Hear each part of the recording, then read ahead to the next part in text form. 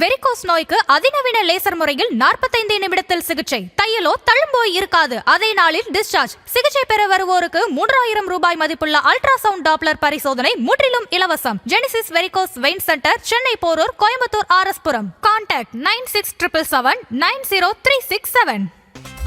No compromise. உங்க சைடுலயும் எங்க சைடுலயும். It's a GT promise.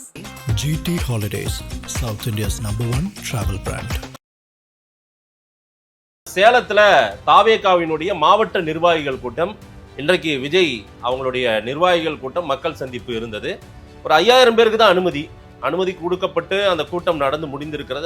எந்த கூட்டமும் எந்த தலைவனும் உச்சி வெயில் 12 மணிக்கு மேடை ஏறமா.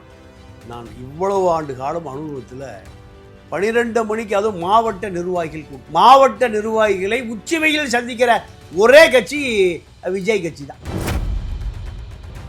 செங்கோட்டை என்ன பண்ணுறாரு, எடப்பாடி கோட்டை சேலம், அதை ஓட்டம் போடணும்னு முடிவு பண்ணி சேலத்துக்கு கூட்டிகிட்டு போகிறாரு.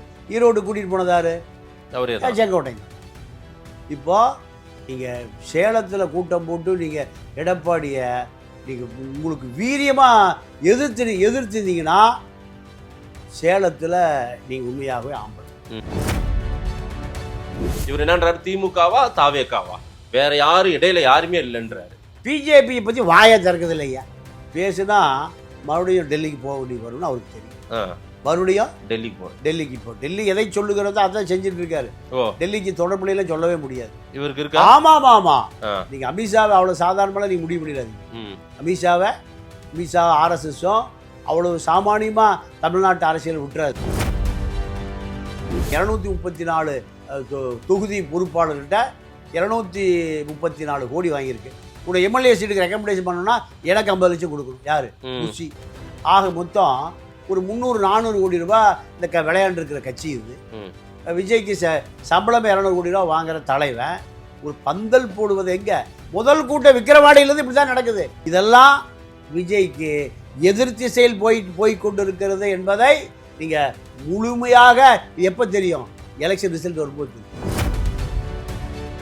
எப்படியாவது முதலமைச்சர் நாற்காலிக்கு போயே ஆகணும், அந்த சுகத்தை அனுபவிச்சு ஆகணும். அதை தாண்டி உங்கள்கிட்ட எந்த நோக்கமும் இருப்பதா தெரியலையே. நான் 6.5 கோடி மக்களும் என் வீடு அப்படின்னு சொல்றாரு. 8 கோடி மக்களும், 8 கோடி மக்கள். தமிழ்நாடு எல்லாருக்கும் ஸ்டேட்டு, எனக்கு வீடு. அது வீடு. 8 கோடி மக்களும் என் மக்கள், என் வீட்டில் இருக்கிறவங்கன்றாரு. ஆனால் அவர் வீட்டில் பொண்டாட்டி பிள்ளையில குறுக்கா அவரு தான் இருக்காங்க. விஜயே ஊழல் பேசுற அளவுக்கு திமுக போயிடுச்சுன்னா எப்படி இருக்குன்னு பாருங்க. விஜய் ஜெயலலிதாவுடைய கொடநாட்டு பங்களாவில் போய் காத்து கிடக்கிறார். எப்படியாவது அம்மாவை பார்க்க முடியுமா? இப்போ இவ்வளவு தெம்பும் தைரியமும் தெனாவிட்டு வந்தது காரணம் திமுக வீக்கா கிடக்குது. நீங்க சரியா இருந்தீங்கன்னா அவர் பேச மாட்டாரு. அப்படி எப்படி பேசுவார்? ஜெயலலிதா இருந்தா மேடம் ஜெயலலிதா பேசிட முடியுமா? யாருமே கூட்டணிக்கு போலையா சார் விஜய் கூட? இல்ல, கூட்டணிக்கு போல நம்பிக்கை இல்லை. இருக்கிற கூட்டணியே ஃபிட்டா இருக்கு. அவர் ஒரு ஆஃபர் எல்லாம் கொடுத்தாரு. ஆஃபர் முதலமைச்சர் பங்கு, அதிகாரத்தில் பங்குன்னாரு. இல்ல, அவரு வாக்கு வங்கியை நிரூபிக்காத வரை யாரும் அவர் பக்கம் திரும்பிப்பாங்க. யாரும் அவர் பக்கம் திரும்பி பார்க்க மாட்டாங்க. அவருடைய வாக்கு வங்கி என்னன்னே தெரியலையே. இப்போ இப்படி மூடி வச்சிருக்கு, புஷ்ஷுன்னு போயிடக்கூடாது. அதுதான் இப்போ விஜயினுடைய பலவீனம். விஜய் இந்த தேர்தலில் 10 முதல் 15% வரும்னு கணிக்கிறாங்க. ஆனால் இப்போ என்னுடைய கணிப்புப்படி அது அப்படியே ரிவர்சல் ஆயிடுச்சு. தேர்தலில் விஜய் நிப்பாரா நிக்க மாட்டாரா? தேர்தலில் நிப்பாரு. தேர்தல் முடிஞ்சு நிப்பாரான்னு கேளுங்க. ஆதன் தமிழர்களுக்கு வணக்கம். பல்வேறு துறைகளில் ஆக சிறந்த ஆளுமைகளை சந்தித்து நாம் நேர்காணல் எடுத்து வருகிறோம். அந்த வகையில் மீண்டும் நம்மோடு இணைந்திருக்கிறார் மூத்த பத்திரிகையாளர் தமிழா பாண்டியன் அவர்கள். அவருடன் கேட்பதற்கு நிறைய இருக்கின்ற வாரங்களோடமே கேட்போம். வணக்கம் பாண்டியன் சார். வணக்கம். எப்படி இருக்கீங்க? நல்லா இருக்கேன். பாண்டியன் சார், சேலத்துல தாவேகாவினுடைய மாவட்ட நிர்வாகிகள் கூட்டம், இன்றைக்கு விஜய் அவங்களுடைய நிர்வாகிகள் கூட்டம், மக்கள் சந்திப்பு இருந்தது. ஒரு 5000 பேருக்கு தான் அனுமதி கொடுக்கப்பட்டு அந்த கூட்டம் நடந்து முடிந்திருக்கிறது. அப்பதான் நம்ம உட்காந்து பேசிட்டு இருக்கோம். இன்றைக்கும் ஒருவர் உயிர் பலி வேற ஏற்பட்டிருக்குது. ஒரு சோகமான நிகழ்வு. ஒரு வடமாநில இளைஞர் சூரஜ்னு ஒருத்தர் வெயில் தாங்காம அவ்வளவு பெரிய கூட்டத்துக்கு மத்தியில், இன்னொன்று அது மலைப்பகுதி வேற போல, சுத்தி மலை இருக்கு. அதுக்கு பக்கத்துல இந்த சேலம் சீல்நாயக்கம்பட்டி பைபாஸ் கிட்ட நடந்திருக்குது இந்த கூட்டம். எப்பவுமே இவங்க 12-1 மணி வாக்கிலே இந்த கூட்டத்தை வைக்கிறாங்க. அதுவும் வேற உச்சி வெயில்ல, அங்க தண்ணீர் என்னதான் ஏற்பாடு பண்ணாலும் இந்த மாதிரி ஒரு சோக நிகழ்வு நடக்குது. என்ன காரணம்? முதல்ல நம்ம அதை பேசிட்டு விஜய் கூட்டத்தை மற்றதை பேசுவோம் சார். இதில் எனக்கு நானும் பல பொதுக்கூட்டம், மாநாடு, திமுக, அண்ணா திமுக, ஜெயலலிதா, கருணாநிதி, எம்ஜிஆர் உட்பட பல கூட்டங்களை பார்த்துருக்கேன். எந்த கூட்டமும் எந்த தலைவனும் உச்சி வெயில் 12 மணிக்கு மேடை ஏற மாட்டான்.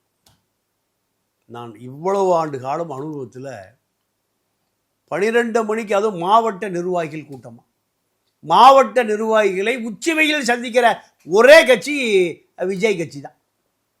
அப்போது இதில் செங்கோட்டையன் சொன்னால் இது கேட்கப்படவில்லை. சொன்னாராமா?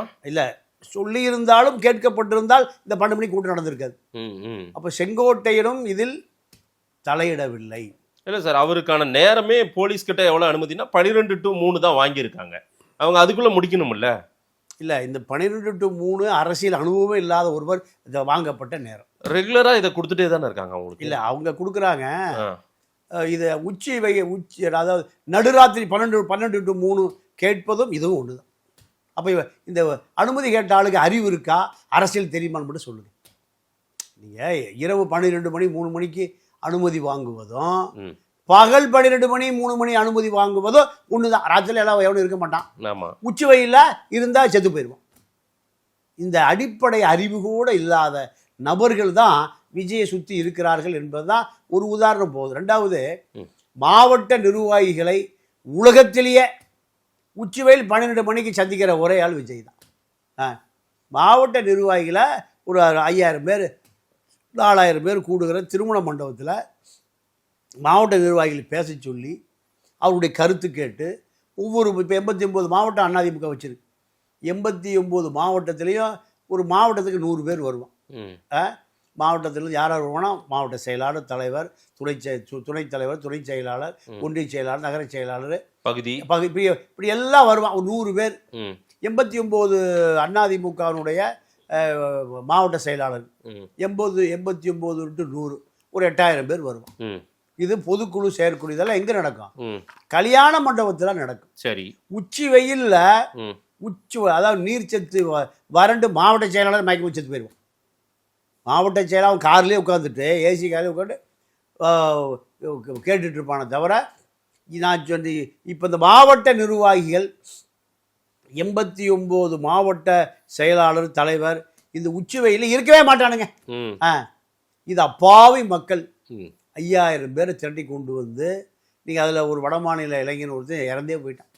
அப்போ இதெல்லாம் அரசியல் பக்குவம் இல்லாத, யாரும் சொல் பேச்சு கேட்காத சரியான ஆலோசகர்கள் கூட கிடையாது. இல்லை, அந்த நேரம் விஜய்க்கு பொருத்தமாக இருக்குன்னு அவங்க அதை எவ்வளோ ஜோசிக்காரன் நம்ம ராகன் பண்டிட்டு போல எவனாவது மரத்தடி கிளி ஜோசி சொல்லி கொடுத்துருக்கணும். ஒன்று, அரசியல் அனுபவம் இல்லாத நபர்கள் இந்த நேரத்தை வாங்கியிருக்கணும். 2, எவனாவது ராகன் பண்டிட்டு கிளி ஜோசியை ஜெயலலிதா, சசிகலா பயந்து தப்பி ஓடி ஒரு மந்திரவாதி ஜோசி சொல்லி கொடுத்துருக்கணும். 2ல் ஏதோ ஒன்று நடந்திருக்கு.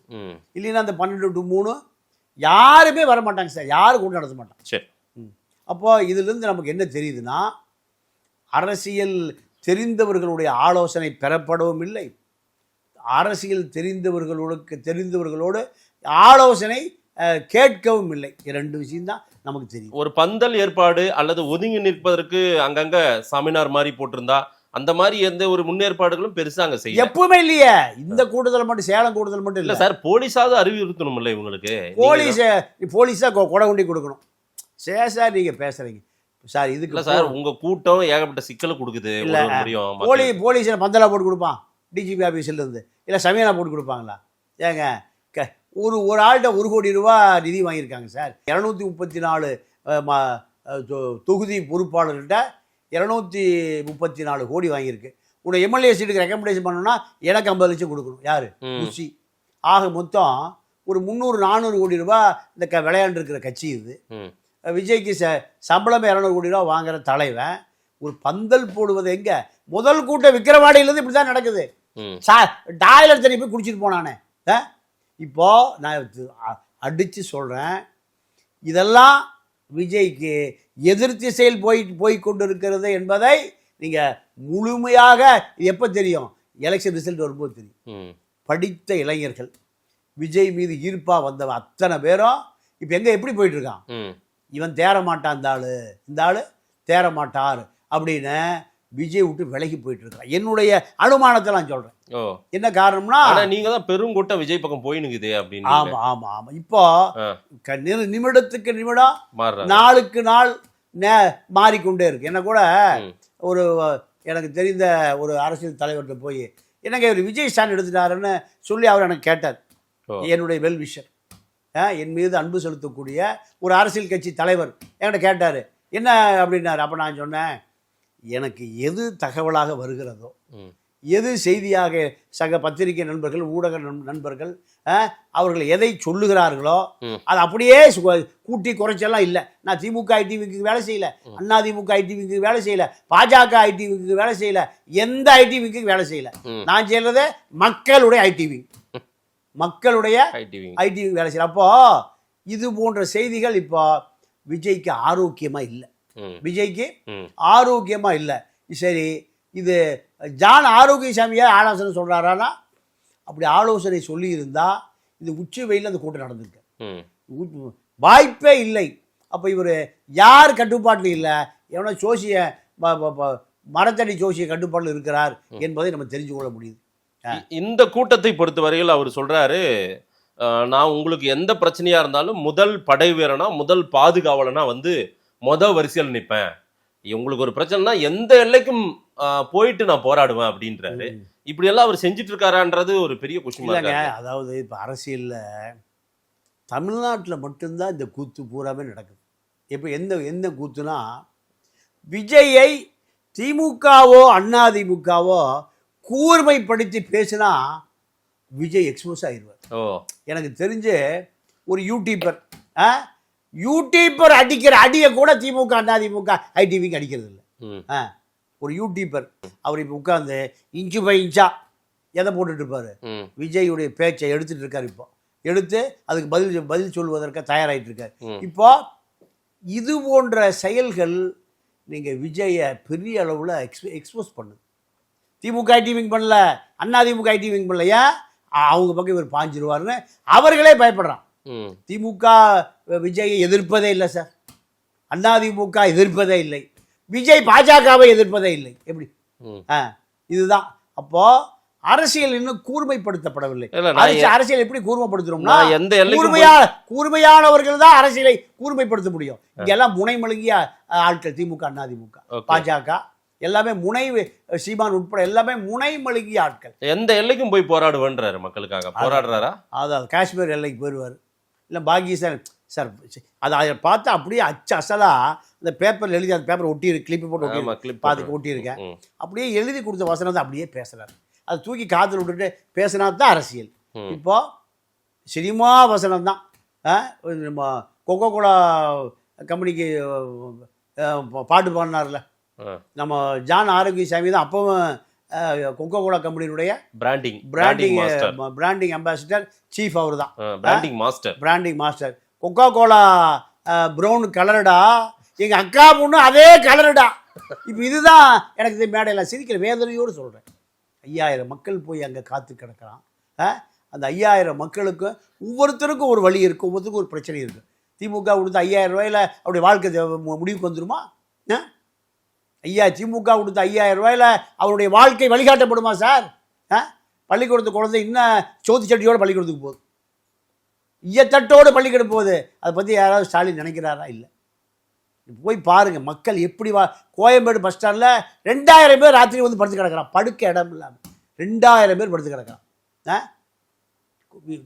எனக்கு தெரிஞ்சு சென்னையில் மட்டும் 10,000 பேருக்கு படுக்கிற இடம் இல்லை சார்.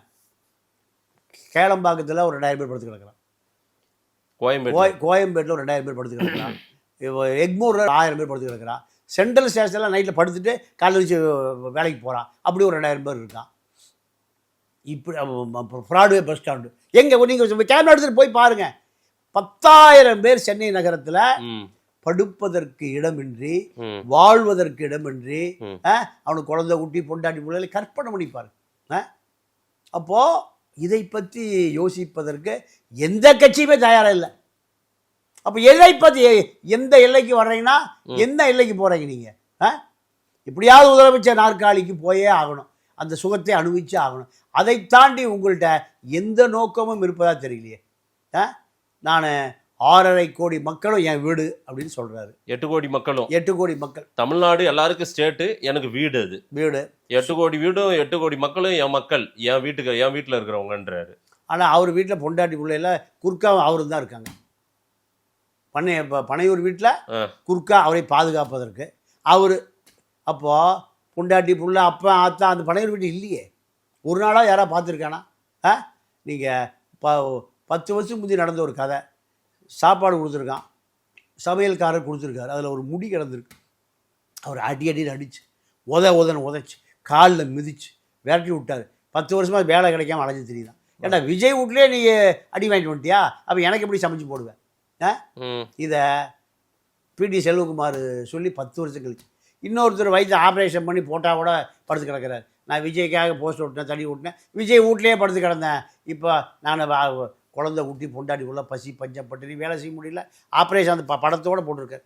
அப்போது முதல்ல இவர்களை காப்பாற்றுங்க mister Joseph Vijay, Susan Sanjay. Susan Sanjay அவங்க சொன்ன சார், அவரையும் சேர்த்து தான் சொல்கிறேன். அவர் இந்த ரோல் இல்லை, அப்பாவோட அரசியல் அவர் எங்கே நிற்கிறாரு? அப்பன் சம்பாரிச்சு போனால் மகனுக்கு போய் சேராதா? போகும் சார். அவர் இதை விரும்புகிறாரானே தெரியலையா? அவரை போய் ஏங்க அவர் லைக்கா நிறுவனத்தில் ஒரு ஹாலிவுட்டில், கனடாவில் ஹாலிவுட்டில் படிச்சுட்டு வந்து இப்போ ஒரு காலிவுட் படம், கோலிவுட் படம், இன்டர்நேஷ்னல் மாஃபியா, லைக்கா சுபாஸ்கரன் கம்பெனியில் பம்பாயில் இப்போ படம் எடுக்க போகிறார். ஹிந்தி படம். யார்? சூசன் சஞ்சய். இந்த சவுத்தே வேண்டாயா, சவுத்து செகந்தராபாத் உனக்கு, ஹைதராபாத் எனக்குங்கிற மாதிரி சவுத்தெல்லாம் அப்பாவுக்கு மகனுக்கு நார்த்து சினிமா. அப்போது இது போன்ற அரசியல் பக்குவம் இல்லாத தனத்துக்கு நீங்கள் ஸ்டாலினை ஏறி அடிக்கிறார். கவனிச்சிங்களா? திமுக தரப்பு பயந்து நடுங்கிட்டு கிடக்கு. ஏன்? விஜய கருணாநிதி இருந்தால் கருணாநிதி என்ன பண்ணுவார்னா, எம்ஜிஆர் கருணாநிதி 2 பேரும் ஒரு பழைய வரலாறு சொல்கிறேன். கருணாநிதி அடிப்பதற்கு எம்ஜிஆர் காளிமுத்தை வச்சிருந்தார். காளிமுத்துடைய எதுகை மோனை சங்கத்தமிழ் 10 பாட்டு 15 கணக்கெல்லாம் கருணாநிதி அப்படியே திக்குமுக்கு அடிடுவார். காளிமுத்தை விட்டு அடிப்பார். அதே போல் இவர் என்ன பண்ணுவார், கருணாநிதி நாஞ்சில் மாணவன் விட்டு அடிப்பார். ஏன் திமுக காலத்திலே அந்த மாதிரி சார்? இப்போ வன்னியர் தலைவர்களுக்கு, பாமக தலைவர்களுக்கு பதில் சொல்லணும், ஒரு வன்னியர் லீடர் வீரபாண்டி ஆறுமுகம் ஆமா பதில் சொல்லுவாங்க. அந்த மாதிரி எல்லாம் நடந்திருக்குல்ல. இப்போ அப்படி ஒண்ணுமே இல்லையே. தேமுதிக விஜயகாந்துக்கு பதில் சொல்ல வாகை சந்திரசேகரை பயன்படுத்துவாங்க. ஆனா விஜய்க்கு யாரை வச்சு அவங்க பேச மாட்டேன்றாங்க. என்ன காரணம்? அவ்வளவு ஊழல் திருமண பக்கமெல்லாம் ஊழல். விஜயே ஊழல் பேசுற அளவுக்கு திமுக போயிடுச்சுன்னா எப்படி இருக்குன்னு பாரு. விஜய் ஜெயலலிதாவுடைய கொடநாட்டு பங்களாவில் போய் காத்து கிடக்கிறார், எப்படியாவது அம்மாவை பார்க்க முடியுமா? இப்போ இவ்வளவு தெம்பும் தைரியமும் தெனாவிட்டு வந்தது காரணம் திமுக வீக்கா கிடக்குது. நீங்க சரியா இருந்தீங்கன்னா அவர் வந்து பேச மாட்டாரு. அப்புறம் எப்படி பேசுவார்? ஜெயலலிதா இருந்தா மேடம் ஜெயலலிதா பேசிட முடியுமா? சிதம்பரம் இப்படிதான் சொல்லிட்டு என்ன ஆனாரே தெரியல. சிதம்பரம் ஒருக்கா கமல் சொன்னார், வேட்டி கட்டிய தமிழர்கள் தான் தமிழ்நாட்டை ஆளணுன்னார். சிதம்பரத்துக்கு கமலஹாசன் சொன்ன பிறகு விஸ்வரூப படமே ஓடலை. எல்லா பாயிலும் சினிமா திரையில் உட்காந்துருக்கேன். அப்போ எங்கே இப்போ படத்தை ஓட்டி பாருங்க. தியேட்டர் முதலாளி வேண்டாங்க, ஒரு தியேட்டராக மிஞ்சிட்டோம், நீ படத்தை கழட்டிட்டு போ அப்படி விரட்டி விட்டாங்க. அப்போ இப்படியெல்லாம் நடந்தது. இதுதான் நீங்கள் எதுகை மூனை அரசியல். இப்போது திமுகவும் நடிக்கிறது இல்லை, அதிமுகவும் நடிக்கிறது இல்லை, யாரும் விஜய் பேசுறது இல்லை. இப்போ விஜய் நமக்கு பெரிய ஹீரோவாக தெரியுது. இல்லை, அவர் என்னன்றாரு, எல்லாரும் மற்றவங்க உருவாக்கின கட்சியில் நீங்கள் உட்காந்து அரசியல் பண்ணுறீங்க, நான் சொந்தமாக உருவாக்கின கட்சி, நீங்களாம் தனித்தனியாக கட்சி தொடங்கி 1% வாக்காவது எடுங்கலாம் பார்க்கலாம் அப்படின்றாரு சார் அவர். இல்லை, அது நியாயமான கேள்வி தான். ஏன்னா திமுக அதிமுக இரண்டுமே திரைப்பட அரசியலை கொண்டு வந்ததனுடைய விளைவு தான் விஜய் அவ்வளோ பெருமை பார்க்குறான். சித்தாந்த அரசியலை சொல்லி கொடுத்துருந்தா, தத்துவார்த்த அரசியலை சொல்லி கொடுத்துருந்தா இந்த கூட்டம் அவருக்கு போயிருக்காரு. அது யார் தப்பு? திமுக தான். நீங்கள் அண்ணாதுரையே என்ன சொல்கிறாரு, தம்பி உன் தங்க முகத்தை காமி. பெரியாரை நீங்கள் கொண்டு போயிருந்தீங்கன்னா கேரளாவில் மார்க்ஸை கொண்டு போயிருக்கான், ஏங்கல்ஸை கொண்டு போயிருக்கான், லெனினை கொண்டு போயிருக்கா, ஸ்டாலினை கொண்டு போயிருக்கா, மாசத்துக்கு கொண்டு போயிருக்கான். அங்கே ஒவ்வொருத்தரும் மாசத்துக்கு மாதிரி இருக்கான் கேரளாவில். ஆமாம். இங்கே யார் மாதிரி இருக்கா? விஜய் மாதிரி இருக்கான். அப்போது அரசியலை இங்கே யாருக்குமே தெரியலையே. ம் ஆட்டோக்காரங்கிட்டே நீங்கள் முதல்ல சென்னைக்கு வந்தால், ஒரு புதுசாக சென்னைக்கு வர்ற ஒரு ஆள் ஆட்டோக்காரன்ட்டு அரசியல் கேட்பான். எப்படிப்பா சென்னை இருக்குது, அவன் விலாவாரியாக சொல்லுவான். ஆமா இதெல்லாம் 40 வருஷம் முந்தி நடந்த கதை. இப்போ ஆட்டோக்காரன் அண்ணா அதை விடுத வேற ஏதாவது பேசியா கதையை, அவன் அரசியல் விட்டு வெளியேறிட்டான். ம் இது காரணம் இந்த திராவிட இயக்கங்கள் தான். திராவிட இயக்கத்தின் மீது ம் வெறுப்பு வந்த காரணத்தினால தான் சரி மக்கள் ம் முதலமைச்சரை தேடுறான். யார?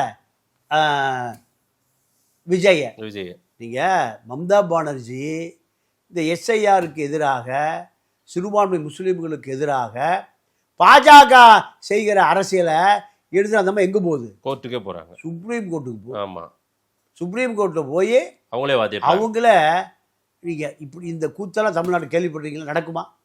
நடக்குமா? கற்பனை பண்ண முடியுமா?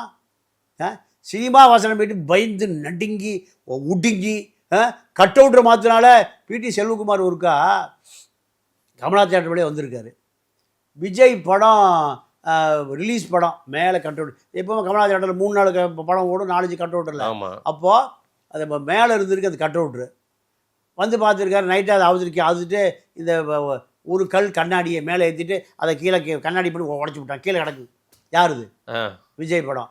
வந்தவர் பார்த்துருக்காரு. என்னையா நம்ம படம் கீழே இருக்கு, நேற்று வந்தவோட மேலே இருக்கு. அதெல்லாம் முடியாது, மேலே ஏறி கட்டி அந்த ஆளுகளை வச்சு கட்டிட்டு வச்சுட்டு போயிட்டார். விஜய் ஐயோ அதெல்லாம் ஏன் செஞ்சீங்க? ஆளுங்கட்சி திமுகவை பாய்த்து கொண்டு அதாவது போய் மாவட்ட பழைய மாதிரியே அதை கீழே போட்டு வந்துருனாராம். போயா விஜய். அப்போ எவ்வளவு வீரன்னு பாருங்க விஜய். அவ்வளவு பயந்தாங்குள்ளி. இந்த பயந்தாங்குள்ளி இளைஞன் மக்கள் கூட்டம் சேர்ந்த பிறகு வீரனாக மாறிவிட்டான். நெப்போலியன் மாதிரி மாறிட்டார். அப்போ இதை திமுக அதிமுகவுடைய பலவீனம் தான் விஜயனுடைய பலம். விஜயனுடைய பலம். அப்போ இப்போ கூட ஒன்றும் கெட்டு போகல.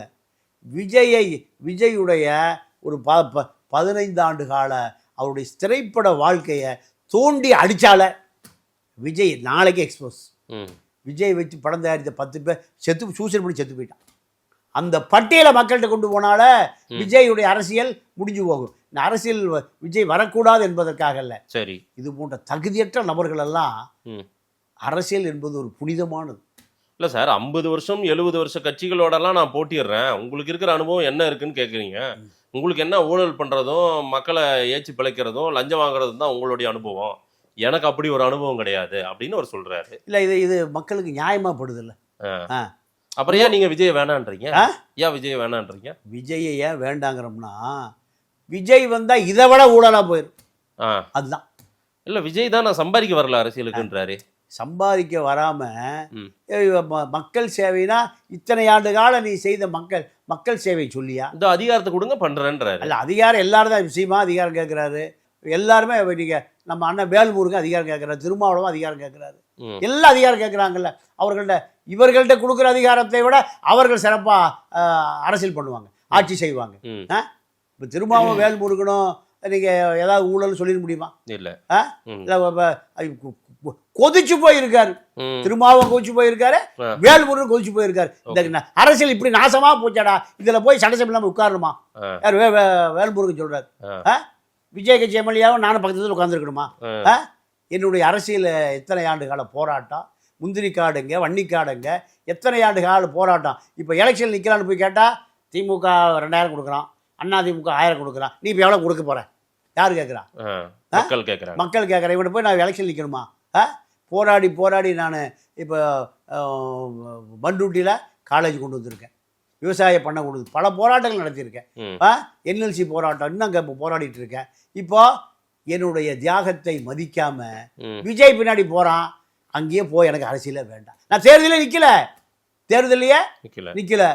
ஈழத்தமிழன் ஐயோ நீ விட்டுட்டு போறாதையா, எங்களுக்கு பேசுவதற்கு நாதி இல்லை. சொன்ன பிறகு சரி ராஜ்யசபா கொடுங்க, நான் டெல்லிக்கு போறேன்.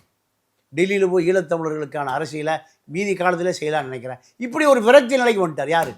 வேல்முருகன். தமிழ்நாட்டு அரசியலை ஒரு திமுகவே பெரிய விஜய் சின்ன விஜய் வேற ஒன்றும் இல்லை, இந்த நிலைக்கு அவர் வந்துட்டாரு. இல்ல, விஜய் என்னன்றாரு, எல்லாரும் வராங்க வண்டியா காசை கொட்ட போறாங்க, 1000 2000 5000 வரைக்கும் கொட்டுங்கிறாங்க, கொட்டுவாங்க, எல்லாத்தையும் வாங்கிக்குவாங்க, வாங்கிட்டு விசில் அவங்க காதுல ஊதி அனுப்புங்க அப்படின்றாரு. என்ன மெசேஜ் கடத்துறாரு? அதாவது விசில் தான், இந்த சின்னம் தான், தாவேக்கா தான், விஜய் தான் நாட்டை காப்பாற்ற போறன்ற மெசேஜ் அவர் கடத்துவது அவங்க சார் அவருக்கான உரிமை சார் அது சரியா. 1.5 கோடி ரூபாய்க்கு காருக்கு நான் வரி கட்ட மாட்டேன், அதை நான் ஒழிச்சுக்குவேன் அப்படின்னு சொல்லுவதும் அதே விஜய் தானே. கார் வாங்குறாரு, காருக்கு வரி கட்டல, 1.5 கோடி ரூபா வரி கட்ட முடியாதுன்னு அந்த லெக்ஸஸ் கார் சாதாரண காரில் போக மாட்டார் அவர் ஒரு 5 கோடி ரூபா காரில் தான் போவார். அதுக்கு நான் இம்போர்ட்டட் காரில் வரி கட்ட மாட்டேன், அதே அவர் தானே சொல்கிறாரு. நெய்வேலியில் போய் இன்கம் டேக்ஸ் கார் நடுவில் உட்கார வச்சு கூட்டிகிட்டு வந்தது அவர் தானே. அப்போது இதெல்லாம் எங்கே இடைவெளி வருது? சரியான நபர்கள் ஆட்சி அதிகாரத்தில் இல்லாதனுடைய விளைவு தான் விஜய் பேசுவதை மக்கள் கூர்ந்து பார்க்கணும். ஓகே, விஜயை யார் பேசணும்? நீங்கள் திமுக அதிமுக அடிப்பதை போல அந்த உயரத்தில் வைத்து திருமாவும் வேல்முருகனும் அடித்தால் விஜயை உடைத்து எரிய முடியும். ஆனால் இந்த வேலையை திமுகவும் அதிமுகவும் இவர்களை பயன்படுத்திக் கொள்வதில்லை. இவர்களை வைத்து பயன்படுத்திக் கொண்டாலும் நீங்கள் ஹெல்த் விஜயபாஸ்கரை போல, வேலுமணியை போல, தங்கமணியை போல 1 லட்சம் கோடி திருடுவதற்கு பயன்படும். அதனால தான் 2 பேருமே விரக்தி மனநிலை இந்த ஜனநாயகத்தின் மீது, இந்த அரசியல் மீது 2 பேருக்கும் பெரிய தகுதி இருக்குது. ஈழ போராட்ட தகுதி இருக்குது, தமிழ் தேசிய தகுதி இருக்குது, தலித்து தகுதி இருக்குது. இவ்வளோ தகுதி உள்ள தலைவர் 2 பேர் இல்லையா? 2 பேரும் நம்ம குறைச்சி மதிப்பிடவே முடியாது. 100 விஜயை இணையாக நிறுத்தாலும் 2 பேருக்கு இணையாக நிறுத்த முடியாது. அவ்வளோ தியாகம். 2 பேர் அரசியலுக்குள்ளேயே வள்ளியே. ஏன்னா ஆளை விடுங்கப்பா, ஏன்னா ஆளை விடுங்க. இந்த அப்போ எங்க எரர் வருதுன்னு தெரியுதா? விஜய் மீது எரர் இல்லை, திமுக அதிமுக மீது உள்ள சலிப்பு. 1967, 1977, அப்புறம் 2026. 67 அண்ணா, 77 எம்ஜிஆர், 2026 விஜய். இப்படி ஒரு வாசகத்தை சொல்லிட்டே இருக்காரு அவர். இல்லை, அவருக்கு எழுதி கொடுக்கறத சொல்றாரு. அண்ணா இப்படி இருந்தாரு. எனக்கு பிடி செல்வகுமாரே சொன்னார். யாரோ ஒரு தலைவர் ஜீவான்னு நினைக்கிறேன், ஜீவாவை பற்றி சொன்ன பொழுது அவருக்கு ஒன்றுமே தெரியாமல், ஜீவா பற்றி தெரியாமல் எப்போ அவர் முதலமைச்சர் இருந்தாருன்னு கேட்டாங்க. ஜீவா எம்எல்ஏ தான், சிபிஐனுடைய எம்எல்ஏ. அப்போ அரசியல் அவருக்கு இப்போ அந்த துணிச்சல் வச்சு தான் படிக்கிறார். ஆனால் தெரியல.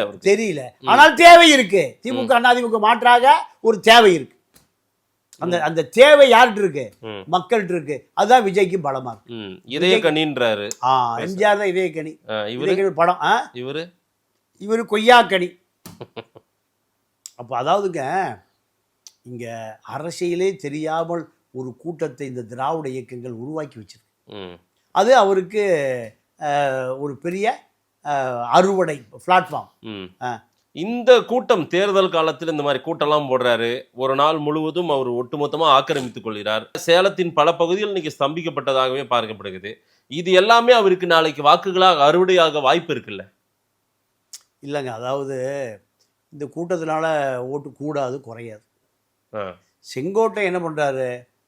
எடப்பாடி கோட்டை சேலம், அதை ஓட்டம் போடணும்னு முடிவு பண்ணி சேலத்துக்கு கூட்டிகிட்டு போகிறாரு. ஈரோடு கூட்டிகிட்டு போனதாரு செங்கோட்டை தான்.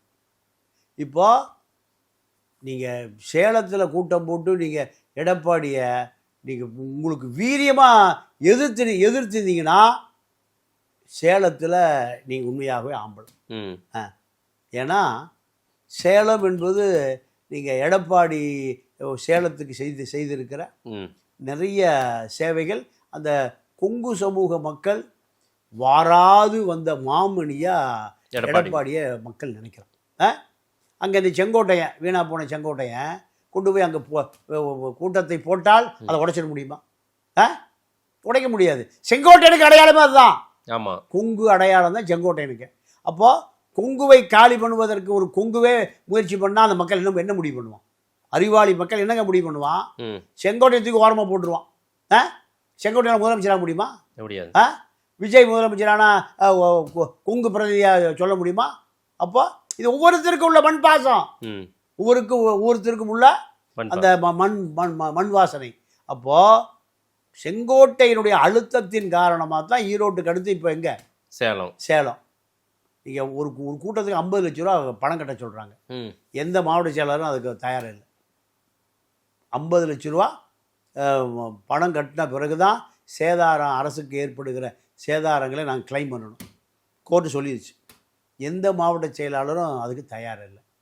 இப்போ சேலத்தை பொறுத்த வரைக்கும் செங்கோட்டையன் தன்னை முன்னிறுத்தி கொள்வதற்கும் எடப்பாடிக்கு ஒரு அதிர்ச்சி வைத்தியம் கொடுப்பதற்கான ம். முயற்சி தான் ம். ஈரோட்டுக்கு அடுத்தது சேலம் கூட்டம். ம். இந்த சேலம் கூட்டம் சக்ஸஸ் ஆனால் பெரிய சக்ஸஸ் இல்லை, ஒரு நாள் செய்தி 2 நாள் செய்தி அவ்வளோதான். ம். இதை தாண்டி கொங்கு மக்கள் மத்தியில் எடப்பாடியா விஜயா செங்கோட்டையனா ஆதவர்ஜுனானா முதல் ரவுண்டு யாருக்கு?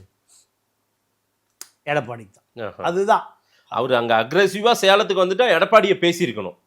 ஒரு முன்னாள் முதலமைச்சர் அவர் ஊரு அப்படின்னும் போது அங்க பேசியிருக்கணும். அவர் அதை பத்தி எல்லாம் பேசல. ஏன் பேசலைன்னா ஆ. இவர் வீரியமா கூர்மையா அங்க பேசினா ஊர் போய் சேர்றதுக்குள்ள இவரை பத்தி பல கதையை அவுத்து விட்டுருவார். அவர் விஜய் பத்திய பல கதையை அவுத்து விட்டுருவாரு. நீங்க திமுக அதிமுக 3 பேருக்கு அப்படி ஒரு அண்டர்ஸ்டாண்டிங் இருக்கு. Right sir. இந்த நுனிப்புல் மேயர் அரசியல் வந்து எது செல்ஃப் எடுக்காது கண்டிப்பா. எதுக்கு இப்படி ஒரு அரசியல்? அப்போ இப்போ வந்து நீங்க ஒவ்வொரு இடத்துக்கும் போகும்போதும் ஏகப்பட்ட சிரமங்களை சந்திக்கிறார்கள். அதுக்கேற்றாற் போல நீங்க வந்து ஒரு விவாத பொருள் ஏற்படுத்தணும்ல.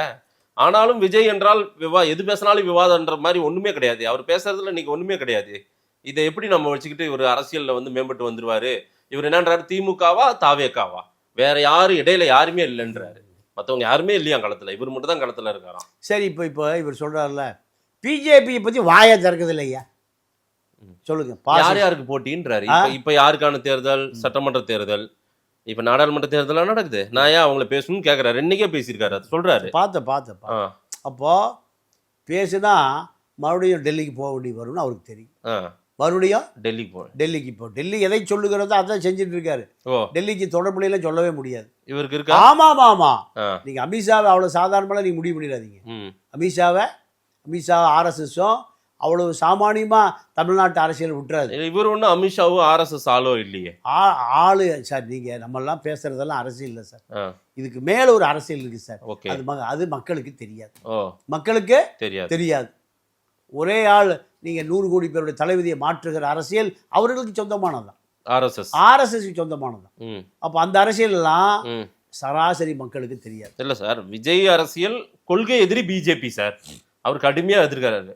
என்னதான் இருந்தாலும் அவருடைய ஜனநாயகன் படம் வரவே இல்லை. என்னமோ சிபிஐ இஷ்யூ இருக்குது, பல பிரச்சனையை ஃபேஸ் பண்ணிருக்காருல்ல. அவர் எதிரியா தானே பாவிப்பாரு அவங்கள. இல்ல, எதிரியா பாவித்தாலும் இங்க ஒரு அரசியல் கணக்கு இருக்கு. அரசியல் விஜயுடைய அரசியலை பாஜக பாராமுகமாகலாம் விட்டுறாது. இது யார் வெற்றி பெறணும், யார் தோல்வி பெறணும், விஜய் என்ன ஆகணும் என்பதெல்லாம் நீங்க மேலிருந்து ஒருத்தன் கண்காணித்து கொண்டே இருக்கான். ஒரு அரசியல், ஒரு நுண்ணிய அரசியல் டெல்லியிலிருந்து கண்காணித்து கொண்டே இருப்பார்கள். அவ்வளோ சுதந்திரமாக அவங்களெல்லாம் விட்டுற மாட்டாங்க. கருணாநிதியை விடலை, எம்ஜிஆர் விடலை, ஜெயலலிதா விடலை, உங்களே விட்டுற போகிறான். அவர்களை விட நீங்கள் பெரிய ராஜதந்திரியா, சாணக்கியனா, அரிஸ்டாட்டிலா, ஃப்ளாட்டோவா? அப்படிலாம் ஒன்றும் இல்லை. எங்கே புறப்படுறீங்க, எங்கே வாரீங்க, எப்போ தூங்குறீங்க, எல்லாமே உங்களுடைய அத்தனை நடவடிக்கைகளும் கண்காணிப்புக்கு உட்பட்டது. விஜய் கண்காணிக்கிறாங்க. விஜய் தாத்தாவே கண்காணிப்பாங்க. விஜய் மட்டும் இல்லை, ஐயா நீங்க அரசியலுக்கு வராத வரைக்கும் உங்களை பார்க்க மாட்டாங்க. அரசியலுக்கு வந்து விட்டால் நீங்க ஒரு கட்சி இருக்குல்ல, ஆளுங்கட்சி தரப்புல ஒவ்வொரு கட்சியும் கண்காணிப்பதற்கு ஒரு டிஎஸ்பி தலைமையில் ஒருத்தர் இருப்பார். ஒரு டீமே இருக்கும். அந்த தலைவர், அவருக்கு ஒரு தொண்டர், மாவட்ட செயலாளர் எல்லாம் என்ன பண்ணுறாங்க கவர்மெண்ட்டுக்கு வந்துட்டே இருக்கும். ஒவ்வொரு கட்சிக்குமே, திமுக, அதிமுக, காங்கிரஸ், கம்யூனிஸ்ட்டு, சிறுத்தை, சீமா, அத்தனை பேரையும் ஒரு டிஎஸ்பி தலைமையிலானவர்கள் அதுக்கு கண்காணித்து கொண்டே முதலமைச்சருக்கு ரிப்போர்ட் கொடுத்துட்டே இருப்பாங்க. அத்தனை நடவடிக்கைகளும். இதை தாண்டி ஐபின்னு ஒரு டிபார்ட்மெண்ட், மத்திய உளவுத்துறை, இன்டெலிஜென்ட் பியூரோ, அவர்கள் உங்களுடைய அத்தனை பத்திரிகையாளராக இருப்பாங்க, நீதிமன்றத்தில் இருப்பாங்க, வழக்கறிஞராக இருப்பாங்க. உங்களுடைய அத்தனை நடவடிக்கைகளும் கண்காணிப்புக்கு உட்பட்டது. அப்படிதான், அதுதான் இந்தியாங்கிற ஃபெடரல் செட்டப்பே அப்படிதான் இருக்கு. அப்போ நீங்க அவர்களை மீறி எதையுமே செய்துவிட முடியாது. உங்களை வேலை வாங்குவது அவர்களுக்கு அதுதான் பணி. சரி, இப்ப அந்த வகையில உங்களுடைய அரசியலுக்கு பின்னால் ஒரு அரசியல் இருக்கு, மக்களுக்கு தெரியாது. அணில் குஞ்சுகளுக்கும் தற்கொலைகளுக்கும் விசில் அடிச்சா குஞ்சுகளுக்கும் தெரியாது. அதை தாண்டி உங்களுடைய அரசியலை எப்படி நகர்த்த வேண்டும் என்பது எங்கோ மூலையிலிருந்து ஒருவர் கண்காணித்து கொண்டே இருப்பார். அவர்கிட்ட நீங்க தப்பவே முடியாது. யாருமே கூட்டணிக்கு போலையா சார் விஜய் கூட? இல்ல, கூட்டணிக்கு போல நம்பிக்கை இல்லை. இருக்கிற கூட்டணியே ஃபிட்டா இருக்கு. அவர் ஒரு ஆஃபர் எல்லாம் கொடுத்தாரு. ஆஃபர் முதலமைச்சர் பங்கு, அதிகாரத்தில் பங்குன்னாரு. இல்ல, அவரு வாக்கு வங்கியை நிரூபிக்காத வரை யாரும் அவராக திரும்பி பார்க்க மாட்டான். ஓ யாரும் அவர் பக்கம் திரும்பி திரும்பி பார்க்க மாட்டான். அவருடைய வாக்கு வங்கி என்னன்னே தெரியலையே. இப்போ ஒரு இப்படி மூடி வச்சிருக்கு, புஷ்ஷுன்னு போயிடக்கூடாதுல்ல. அதுதான் இப்போ விஜயினுடைய பலவீனம். காங்கிரஸ் ஏதோ பண்ணிட்டே இருக்காங்க இல்லையா அவங்கள வச்சு. அதாவது காங்கிரஸுக்கு என்னன்னா திமுக விட்ட சீட்டு பேரத்துக்காக அவரை பயன்படுத்துறாங்க. விஜய் அவ்வளவுதான், வேற ஒண்ணும் இல்லை. விஜய் பக்கம் திரும்பி கூட பார்க்க மாட்டாங்க. ஏன்னா இறுதி முடிவு சோனியா தான். ஆமா, ராகுல் பிரியங்காவுக்கு அம்மா அவங்க இல்லையா. அந்த கருணாநிதி இந்திரா காந்தியவே காப்பாற்றியவர். காமராஜர் உடைத்த பிறகு பார்ப்பனரான விவி கிரியை ஜனாதிபதியாக்கி இந்திராவை காப்பாற்றியவரே கருணாநிதி. இந்த வரலாறு யாருக்கு தெரியும்? சோனியாவுக்கு தெரியும். சரி, சரியா? ராஜீவ் காந்தி அரசியலை காப்பாற்றியவர் கருணாநிதி, திமுக. இப்போ ராகுலுக்கு பாதுகாப்பு, இந்தியா கூட்டணியில அதிகமான பலம் யாரு? நீங்க சோனியா உட்கார்ந்துருக்கும் இந்த பக்கம் யார் உட்கார்ந்துருக்கா? ஸ்டாலின். இப்படி விஜய் அங்கே உட்கார முடியுமா? முடியாது. அப்போ திமுகவை விரட்டுவதற்கு விஜய் தேவைப்படுகிறார். ஓகே, விஜய் வைத்து சீட்டு எங்களுக்கு ஒரு 30 சீட்டு கொடுங்க, அது குறைவாக நாங்கள் வாங்க மாட்டோம், எங்களுக்கு ஒரு 5 மந்திரி கொடுங்க. இப்படி பேரம் பேசுவதற்கு விஜய குழந்தைக்கு சோறு ஊட்டுவாங்க. டேய் சாப்பிட்டு பூதம் வந்து பிடிச்சிட்டு போயிரு, பூச்சாண்டி வந்து பிடிச்சிட்டு போயிடுவான். அந்த பூச்சாண்டி தான் விஜய். பூச்சாண்டி விஜய் பிடிச்சிட்டு போயிடுவாயா, வர மோசமான பூச்சாண்டி. அதனால சாப்பிட்டுனா குழந்தை அப்படி இப்படி பார்த்துட்டு என்ன பண்ணும், 2 வாய் அதிகமாக சாப்பிடும். அந்த 2 வாய் தாய் அந்த குழந்தைக்கு சோறு ஊட்டுவதற்காக யாரை பயன்படுத்துவா? பூச்சாண்டிய. அந்த பூச்சாண்டி தான் யாரு? விஜய் பூச்சாண்டி. அதை வச்சுதான் காங்கிரஸ் ஓடுதே தவிர காங்கிரஸ் திமுகவை கலட்டி விட்டால் தமிழ்நாட்டில் காங்கிரஸ் அலுவலகத்தை மூடிட்டு போயிடலாம். அதாவது எந்த மக்கள் பிரச்சனையும் பேச மாட்டேன்றாரு சார். வராரு ரைமிங்கா எதையாவது வசனம் பேசுறாரு. சினிமா ஷூட்டிங் மாதிரி தான் சார் இருக்காது, முழுக்க சினிமா ஷூட்டிங் மாதிரி தான் இருக்கு. அதையும் பேப்பர் படிச்சு வசனம் வச்சு பேசிட்டு இருக்காரு. நீங்க நம்மளும் எத்தனை கேமரா முன்னே உட்காடுறோம், கீழே எல்லாம் இருக்கும், இது வரைக்கும் தான் கேமராமேன் காமிப்பார். அப்போ அதை பார்த்து படிக்கிறதெல்லாம் காமிக்க மாட்டார். அதே போலதான் அது ஒரு குறிப்பெடுத்து படிக்கட்டும், 4 மக்கள் பிரச்சனையை பேசணும் இல்ல சார். அது மக்கள் பிரச்சனையை பேசுனா திமுக இன்னும் சீண்டக்கூடாது, அதிமுகவை அதிகமாக சீண்டக்கூடாது, பாஜகவை அதிகமாக சீண்டக்கூடாது. இதுதான் பேசிக் பாலிசி.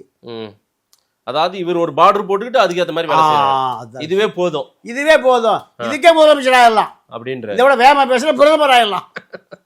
அப்போ தமிழ்நாடு அரசியல் அப்படிதாங்க இருக்கு.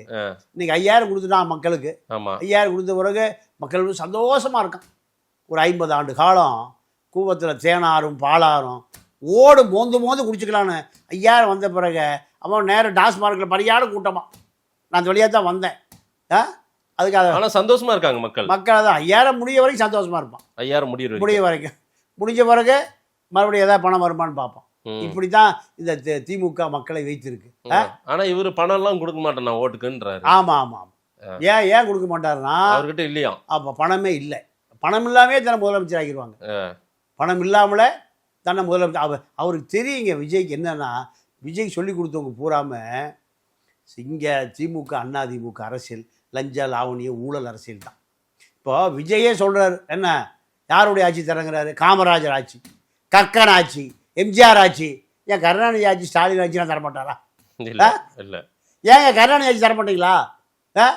ஏன் அது நல்ல ஆட்சி இல்லையா, பொல்லாத ஆட்சியா? ஸ்டாலின் ஆட்சி அதெல்லாம் சொல்ல மாட்டீங்களா? ஏன் அது நல்ல ஆட்சி இல்லைன்னு மக்களுக்கு தெரியும். அப்போ விஜயை பொறுத்த வரைக்கும் இந்த அரசியலில் முதலமைச்சர் ஆயிருமையா, இந்த அடியே பெரிய அடி தான். இதை விட வேகமாகனா நம்ம மேலே அடி திரும்பிடும். நம்ம மேலே அடி திரும்பி நம்மளுடைய அந்தரங்கங்களை தோண்டி எடுத்து அடிக்க ஆரம்பிச்சாங்கன்னா, ஏன்னா அவர்களுக்கே பல அந்தரங்கங்கள் இருக்கு, அதனால நம்ம அந்தரங்கம் தொட மாட்டாங்கிற ஒரு நம்பிக்கை. அதுக்காக தான் பாலிசா பேசுறேன். விஜய் இப்படி சேலம் கூட்டம் முடிச்சிட்டாரு, அடுத்தடுத்து கூட்டங்கள் இருக்குன்றாங்க. இந்த மாதிரி வாரத்துக்கு ஒரு முறை 10 நாளைக்கு ஒரு முறை இப்படி போறது, இந்த அரசியல் என்ன மாதிரி அரசியலா நீங்க பாருங்க? இந்த அரசியல் அவர் களத்தில் இருக்கிறாருன்னு ஊடகங்கள் செய்தியை போடுவோம், அதுக்கு இது பயன்படும். அவ்வளோதான். ஆர்எஸ்எஸ் அஜெண்டா என்னன்னா, நீங்க டெய்லி மூஞ்சி காமிச்சிட்டே இருக்கணும். மக்கள் போறீங்களோ போலீங்களோ நீங்க லைவா காட்டி, இது ஆர்எஸ்எஸ் அஜெண்டா. அதை இவர் செய்யறாரு, அவ்வளோதான். சினிமாக்காரனுக்கு எப்பவுமே படம் பூஜை போட்டவன் பூஜையே பிரமாண்டமாக போடுவான். படம் எடுத்து முடியிருக்கு 1 வருஷம் 2 வருஷம் ஆகும். பூஜையை பிரமாண்டமாக போடுவான். போட்டு முடிஞ்ச உடனேயும் அப்புறம் கேசட் ரிலீஸ்னு ஒன்று போடுவான். ஒரு வருஷம் ஆகுது 2 வருஷம் ஆகுது ஒரு படம் ஆகுதுன்னா நீ அதுக்குள்ளே ஒரு 30 ஃபங்க்ஷன் பண்ணிடுவோம். அதே தான் இப்போ அதே ஃபார்முலா அதே ஸ்டைல் தான் என்ன பண்ணுறாரு விஜய். சினிமா அதாவது தாவேகா அரசியல் சினிமா தான். ஆமா, பேசுபொருளாகவே வைத்துக் கொண்டிருக்க வேண்டாம். பேசு தான் லைவாக படம் ஷூட்டிங் நடந்துகிட்டே இருக்கியா. படம் காஷ்மீரில் ஷூட்டிங், கனடாவில் ஷூட்டிங். ஒரு சினிமா பிஆர் என்ன பண்ணுவான், அதை 15 நாளைக்கு ஒருக்கா 1 மாதத்துக்கு ஒருக்கா செய்தி வந்துட்டே இருக்கும். பிராண்டிங் அதே தான். இப்போ TVK branding, Coca Cola branding ambassador John இருக்காரு, பிராண்டிங் மாஸ்டர் ஜான் இருக்காரு. இப்போ இவர் பெரிய ஜான், அவர் சின்ன ஜான், 2 ஜானும் இந்த பிராண்டிங் மாஸ்டர் வேலையை லைவாக செய்து கொண்டு இருக்கிறார்கள். ஜானும் பெரிய அரசியல்வாதியோ, கருணாநிதிட்டு வேலை செஞ்சவரோ, ஜெயலலிதாட்டு வேலை செஞ்சவரோ, மோடிட்டு அப்படிலாம் இது இல்லை. அவரு கொக்கோ கோலா வித்தவர். ஆதவ வேலை செஞ்சிருக்காரு திமுக கிட்ட. ஆதவ வேலை செஞ்சாருன்னா ஆதவ வந்து பிஹைண்ட் விட்டு தான், பின்னாடி இருந்து தான். வேற அதை தண்ணில் ஒன்றும் செய்ய முடியாது. உண்மையாகவே பிரசாந்த் கிஷோருக்கு இவர் ஒரு ஜூனியர், அவ்வளோதான். ஓகே, பிரசாந்த் கிஷோர் இப்போ டெபாசிட் போய் எங்கே இருக்காருன்னு தெரியல. விஜய் நிப்பாரா சார்? விஜய் இந்த தேர்தலில் அவருக்கு ஒரு 15% வந்தால் 10 முதல் 15% வரும்னு கணிக்கிறாங்க. ஆனால் இப்போ என்னுடைய கணிப்பு படி அது அப்படியே ரிவர்ஸ் ஆயிட்டு. விஜய் நிப்பாரா நிக்க மாட்டாரா? எங்க தேர்தல்ல விஜய் நிப்பாரா நிக்க மாட்டாரா? தேர்தல நிப்பாரு. தேர்தல் முடிஞ்சு நிப்பாரான்னு கேளுங்க. இல்ல அவரே ஒரு தொகுதியில் நிப்பாரா? நிப்பாரு. அதான் பிரசாந்த் கிஷோர் மாதிரி எல்லாம் காணாம போக மாட்டார். பின்னாடி இல்ல அவர் நிக்கல, மத்தவங்க எல்லாம் நிக்க வச்சார் பிரசாந்த் கிஷோர். ஆமா, ஆனா இவர் நிப்பாரு. விருத்தாச்சலம், வேளச்சேரி, விருதுநகர், விருகம்பாக்கம். ஏன்னா அந்த புளிய மரத்து கிழிச்சு வச்சு சொல்லி கொடுத்துருப்பான். எல்லாம் நீ வீதான், வீணா வெற்றி. ஆமா, அப்போ நீங்க நில்லுங்க. அப்போ அந்த தொகுதி எங்கேன்னு இப்ப தேடிட்டு இருக்காரு. இதுல நின்று இவர் எவ்வளவு வாக்கு வாங்குகிறார் என்பதை பொறுத்து தான் அடுத்த கட்ட அரசியல் நகரும். இப்ப அது வேற சொல்லிட்டாரு, நீங்க யாரும் இப்ப எங்கேயும் விலை போயிடாதீங்க, பர்ச்சேஸ் பண்ணிடுவாங்க, பணத்தை வாங்கிக்கிங்க, காசை வாங்கிக்கிங்க, ஆனா விசிலுக்கு ஓட்டு போடுங்க. அப்ப அவருக்கு தெரியுது அண்ணாதிமுக திமுக தூக்கிட்டு போயிடுவானுங்க, பர்ச்சேஸ் பண்ணிடுவானுங்க. நம்ம மாவட்ட செயலாளர்களை பாதி பேரை கடைசியில் அங்கே போய் சேர்ந்துருவான். இப்படி ஒரு பயமும் இருக்கு. இதெல்லாம் இந்த தேர்தல் முடிந்த பிறகு அவர் ஒரு 15 நாள் எங்கேயாவது சுவிட்சர்லாந்தில் போய் உட்கார்ந்து 6 அமர யோசித்து அடுத்து கட்சி நடத்தலாமா இல்லை கட்சி இதோடு விட்டுறலாமா. சிரஞ்சீவி என்ன பண்ணாரு, அவர் கட்சியை கொண்டு போய் காங்கிரஸோட சேர்த்து வித்துட்டு நல்ல விலைக்கு வித்துட்டார். நல்ல விலைக்கு. இப்போ இந்த கட்சியை நீங்க எலெக்ஷன் முடிஞ்ச வரை எந்த கட்சி ஆட்சிக்கு வருதோ அங்க ஒரு நல்ல விலைக்கு விற்கலான்னு அப்ப முடிவு பண்ணுவார். ஜெயிச்சு வந்துட போறாரு, ஜெயிச்சு அதிகாரத்துக்கு வந்துட போறாரு சார். இல்லைங்க, அதெல்லாம் வாய்ப்பே இல்லைங்க.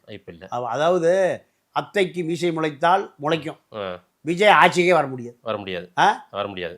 அதாவது ஆதவ அர்ஜுனா, ஜான், நிர்மல், ராஜ்மோகன், ராஜ்குமார், ஐஆர்எஸ் அதிகாரி ஜெகதீஷ் பாண்டி, இவர்கள்லாம் இப்படி ஏற்றி வச்சிருக்காங்க. என்ன, நீங்க தாங்க அடுத்த முதலமைச்சர், நீங்க தான் அடுத்த முதலமைச்சர்னு. இதுல அவரு முதலமைச்சராகவே ஆயிட்டார். இல்லைன்னா உங்களுக்கு தொகுதியில ஆளுக்கு 1 கோடி ரூபாய் கொடுத்து சீட்டு வாங்குறதுக்கு தயாரா இருக்கானே. எனக்கு தெரிஞ்சு ஒருத்தர் பணம் கொடுத்தவரே சொன்னார் 1 கோடி கொடுத்துட்டாரு. அப்போ இந்த நம்பிக்கை வந்திருக்கு.